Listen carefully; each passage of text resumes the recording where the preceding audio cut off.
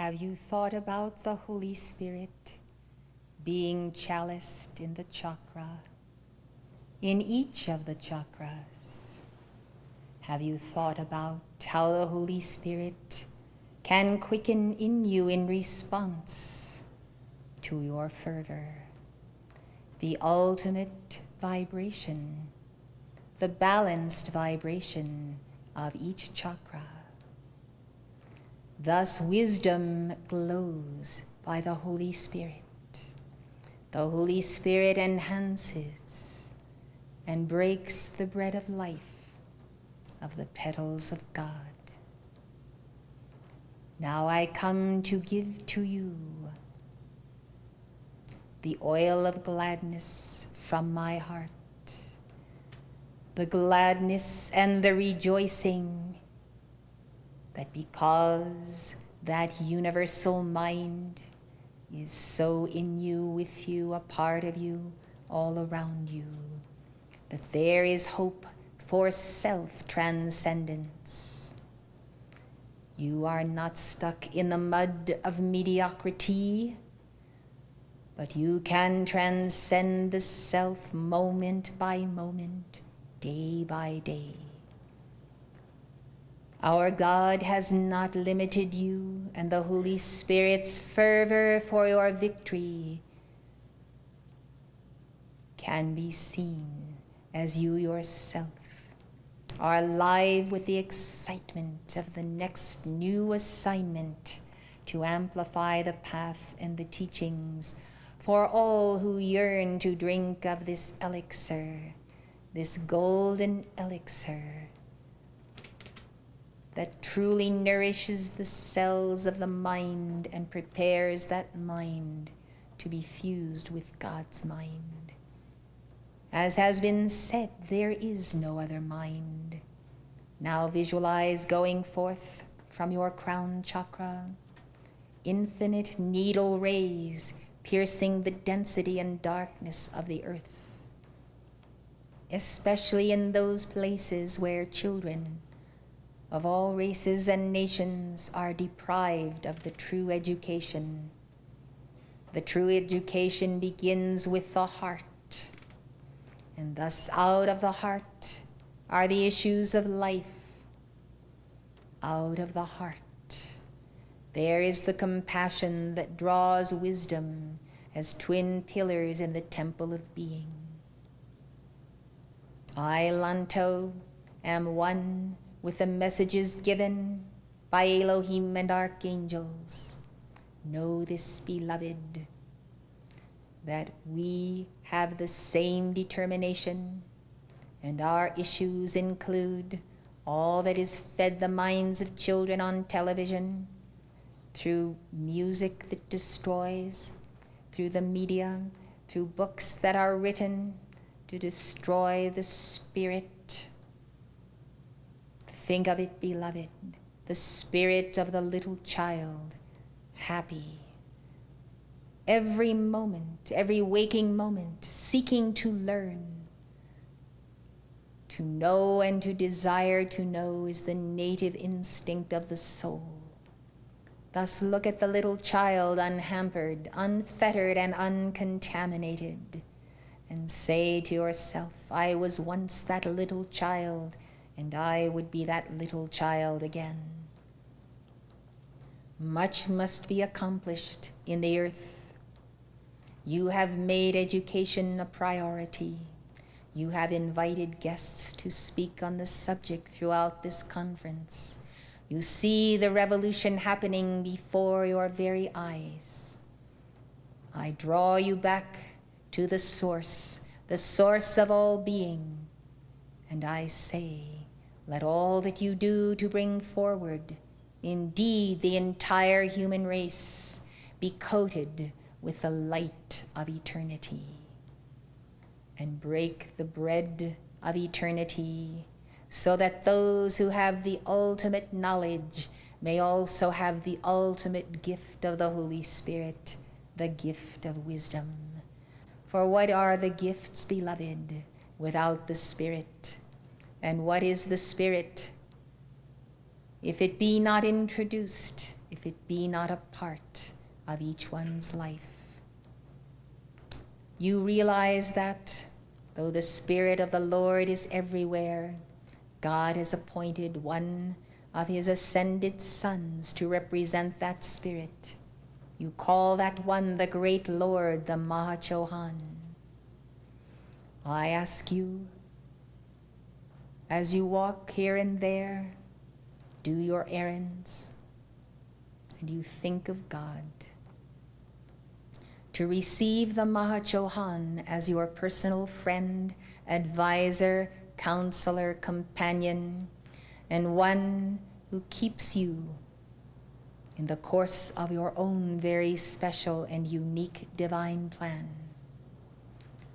Do not think of the Holy Spirit merely of a spirit that permeates the cosmos, but as an individual teacher and the representative for this planet, being the one who shall steer you in the places of all right knowledge and right action. Thus, you may gather that our message to you today is to bolster all innovations and explosions in learning with deep foundations in the Holy Spirit, in God, and in your I Am presence. The I Am that I am in you is the all power of God, the all wisdom of God, the all love of God. That I Am presence is dearest friend and father, mother. Know then that to walk and talk with God always shall be for you the kingdom, and it shall be for you every victory. You will hear speakers speak on the deplorable situations of education. Indeed, programs on television saturate the media with an understanding of what children deal with. The product of violence has been discussed, and the product of homes where children have not had the love and care and bonding. Thus, anger is the principal vibration of many children, and it is around the world, but very much so centered in advanced societies where mothers work. You see the outcome and you say, what will earth be like in 50 years when the angry ones are all in positions of power? You have already seen it, for the angry ones have been in positions of power around the world. You have suffered 2 world wars, the war in Korea, and then in Saudi Arabia, and now in Bosnia, and warring tribes. It is an angry planet, beloved. What is the answer to those who are past the days of being suckled by their mothers? The answer must be, beloved, a profound love, for at any age, the child of the heart responds to love. Yes, we see the hardened ones, but they can be softened. It will take more than human knowledge. It will take the Holy Spirit and the violet flame and a tremendous understanding and a desire to help those. This is indeed of a sadness in the heart of the Blessed Mother, the sadness that so many souls will be deprived of oneness with Christ, with Buddha, oneness with God, for their anger prevents it. You can see then the handwriting on the wall of the age of Aquarius. On the one hand, those who have walked a path of light and can pass on to generations unborn the meaning of love and family and compassion and togetherness. And then you will see the angry ones tumbling down the centuries, becoming more and more angry. The antidote for the impossible problems of the earth is the wise dominion of the self, the control of one's being, and the liberal giving of the heart. When you are in command of your forces, nothing will deter you to go after these problems. The leaders of the nations of the world have given up in many areas. They simply do not know what to do.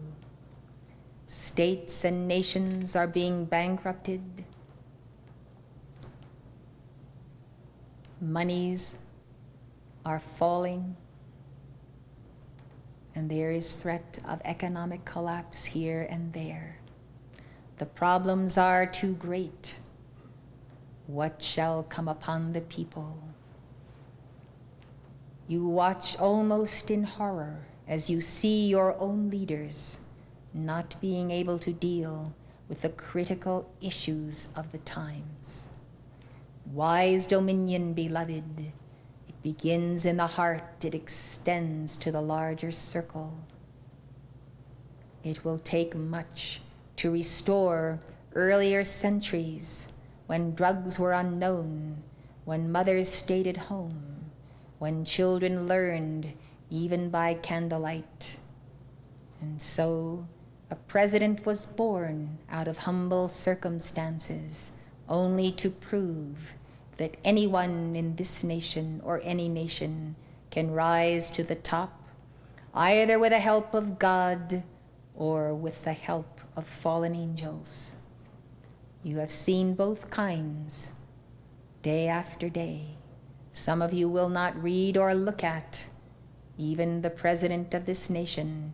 You are so disturbed at what you see, when God government ought to be throughout the earth, and politicking and bickering and dickering is the order of the day. Let us raise up children who have the vision of leadership, who can be humble followers, who can know a breadth of knowledge that will carry them far.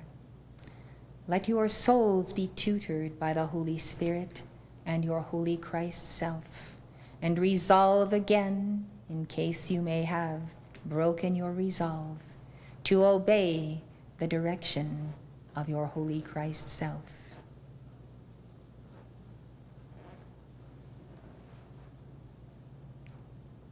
With Lord Confucius, I teach at the Royal Teton Retreat in the Etheric Octave.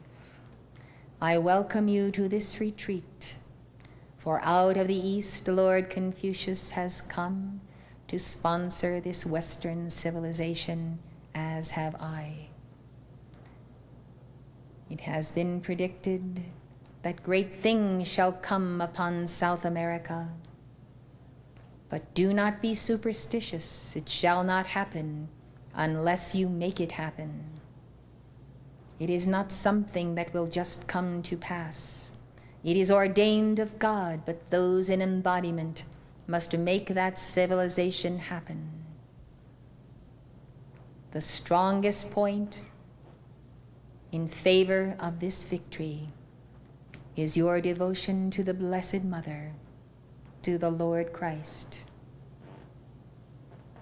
And the strongest counterforce against that Golden Age civilization is confusion, class consciousness, the hoarding of wealth, and also the eating of those foods that cause the mind not to be as sharp as it ought to be. And so, beloved, every continent and nation, every little town has its challenges. You must believe and know, when you feel the fervor of God within you and you band together with others, that you can do all things through God who does strengthen you. Nothing is impossible to God. Knowledge gained daily and built upon and internalized will produce wisdom.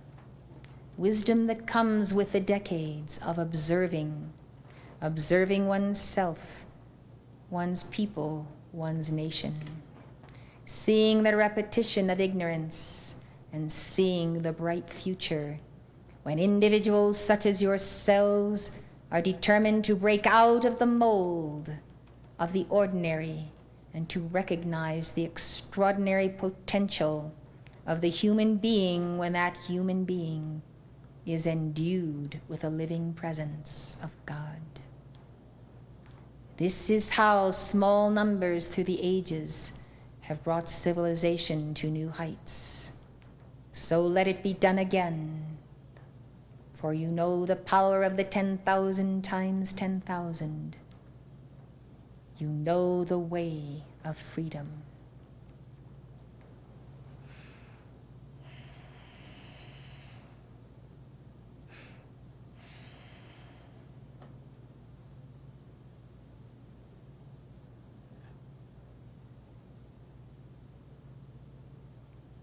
Let the children of the earth know their divine sponsors, and let the keepers of the flame as mediators bring them together as one.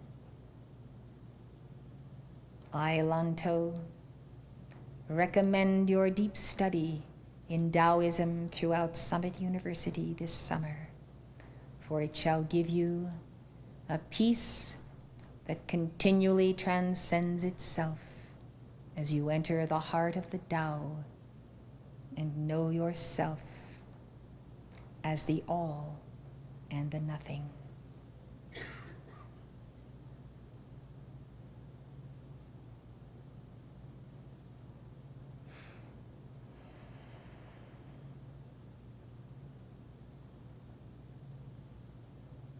For the sake of the illumination of a planet, I invite all Earth's evolutions who have attained to a certain level of the love of God to study at the Royal Teton Retreat until you have truly made illumination's flame a scepter of authority that you may wield in God's name. In the holy name, I am that I am, I too seal the crown chakra of each one, and in that sealing I impart to you the Holy Spirit's amplification of wisdom.